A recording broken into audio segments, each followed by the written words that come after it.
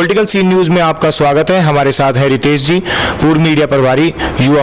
Sir, 2019 के चुनाव को आप किस तरह से देखते हैं? 2019 में भाजपा और मोदी जी का पूर्ण बहुमत आ रहा है जी, और इसका कारण केवल विकास है जी। आप देख सकते हैं मोदी जी ने कितनी योजनाएं चलाई जी, चाहे उसमें आप उज्ज्वला योजना ले लीजिए, जनधन योजना ले लीजिए, मुद्रा योजना ले लीजिए और अनेकों योजनाएं हैं, स्वच्छ भारत योजना है जी।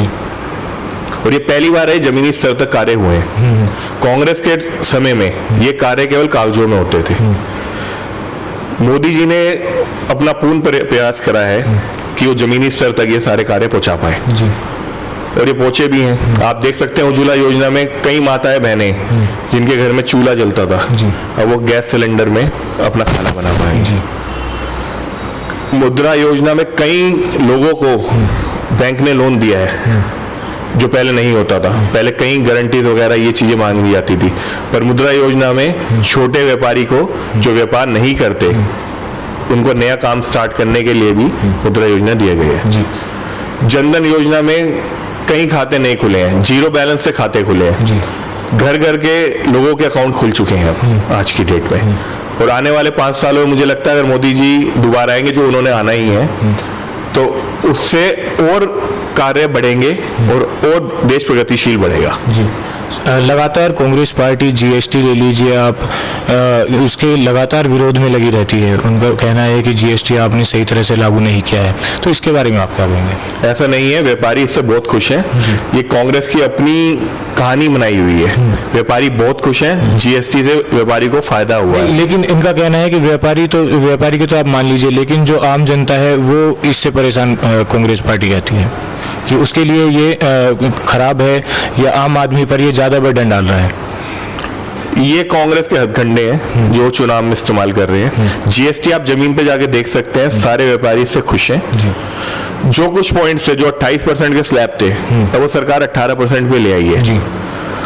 डेली यूज की सारी आइट में 5% के स्लैब में, जो वेट के टाइम में भी 5 पे होती थी। व्यापारी खुश है और पब्लिक को भी इसका फायदा हो रहा है। अगर आप किसी व्यापारी के साथ बैठेंगे तो उसके व्यापारी उसके पॉइंट्स भी बता सकते हैं। क्योंकि आप विपक्ष का माने तो वो इसे गब्बर टैक्स बता रही है। ऐसा नहीं है, ये गब्बर टैक्स नहीं है, देश हित के लिए जीएसटी अच्छा टैक्स है। जी। पहले हम एक्साइज टैक्स भरते थे, सेल टैक्स भरते थे, अब हमें सिंगल टैक्स भरना पड़ता है। आप किसी भी व्यापारी से बात करेंगे उससे खुश है। तो 72,000 के लिए आपका क्या कहेंगे? जिस तरह से राहुल गांधी ने कहा कि 72,000 रुपये दिया जाएगा सालाना गरीब लोगों को, तो कितनी सच्चाई आपको इस वादे में दिखती है? ये चुनावी स्टंट और कुछ नहीं है। चुनाव के बाद ये कुछ भी नहीं देंगे। इन्होंने बस ये आला कर दिया है कि हम ये 72,000 देंगे, पर ऐसा कुछ नहीं होगा। तो क्या आपको लगता है जिस तरह से नरेंद्र मोदी जी ने भी 15 लाख रुपए देने का जो है बोला था, लोगों की जनता जो है वो इंतजार कर रही है 15 लाख रुपए के लिए, तो उसकी वजह से इन 72,000 की वजह से वोटर्स टूट सकता है? क्या लगता है आपको? नरेंद्र मोदी जी ने कभी ये नहीं कहा कि 15 लाख आपके अकाउंट में आएंगे।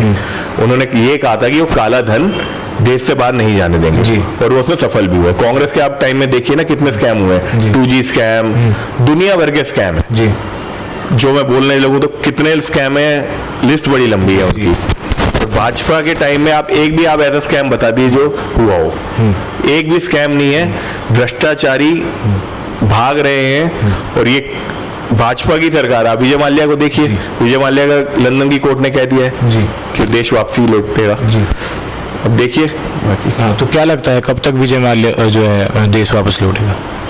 अब ये तो कोर्ट के वो है, कोर्ट का प्रोसीजर है, जितना टाइम लगेगा। बिल्कुल। अब की बार क्या लगता है आपको 2019 चुनाव में जो मुख्य मुद्दा रहेगा, वो चुनावी मुद्दा क्या रहेगा?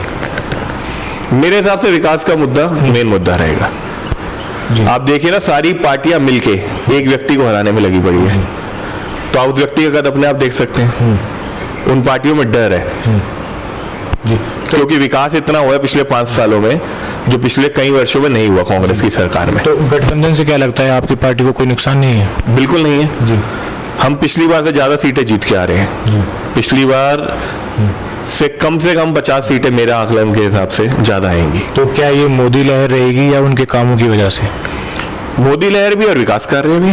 मोदी जी के जो विकास कार्य हैं वो चुनावों में वोट में तब्दील होंगे। अगर सूत्रों की माने तो बताया जा रहा है कि जो मोदी लहर है वो पहले से अब कम हुई है, क्या ऐसा लगता है आपको? ऐसा नहीं है, वो लहर बढ़ रही है, लोगों को विकास दिख रहा है। आप हाईवेज के काम देखिए ना, कितनी रोड्स बन चुकी हैं। जो पिछले वर्षों में जहाँ पे रोड नहीं थी वहाँ सब जगह रोड पहुंच चुकी है, बिजली हर जगह आ चुकी है गाँव में। राज्य मार्गों का निर्माण आपकी सरकार करा रही है बीजेपी, तो क्या लगता है इस बार चुनाव जीतने के बाद भी वो कार्य इतनी ही तेजी से आगे बढ़ेगा? उससे ज्यादा तेजी से बढ़ेगा। अभी तो 5 साल में बुनियादें खड़ी करी गई हैं, इसके बाद और स्पीड में काम चलेगा। आयुष्मान भारत योजना दिल्ली के अंदर लागू नहीं है, तो इसका जिम्मेदार कौन है? अरविंद केजरीवाल, सीधा सीधा। अरविंद केजरीवाल जी चाहते ही नहीं है कि गरीबों तक ये योजना पहुंचे जी। वो अपनी पब्लिसिटी में लगे रहते हैं और कार्य वो कुछ करते नहीं। उन्होंने चाहे जितने वादे करे थे चुनाव से पहले, चाहे सीसीटीवी कैमरे हो, स्कूलों के हों, 500 नए स्कूल, उन्होंने कोई भी वादा पूरा नहीं किया। वो केवल झूठी और ओछी राजनीति करती है। तो आपकी पार्टी के ही एक मंत्री ने कहा कि अरविंद केजरीवाल जी चाहते हैं कि इस योजना का नाम उनके नाम पर करके दिल्ली में लागू कर दिया जाए इसको, तो आप लोग क्या चाहते हैं कि ये योजना का नाम यही रहे या लोगों तक इसका फायदा पहुंचे? आयुष्मान योजना सेंट्रल की एक योजना है, तो वो आयुष्मान योजना पूरे देश में चल रही है। तो पूरे देश में जो योजना चल रही है उसका नाम दिल्ली के लिए कैसे बदल सकते हैं? अगर अरविंद केजरीवाल जी को ऐसी कोई योजना लानी है तो अरविंद केजरीवाल जी को योजना दिल्ली सरकार की लानी पड़ेगी। बिल्कुल, धन्यवाद।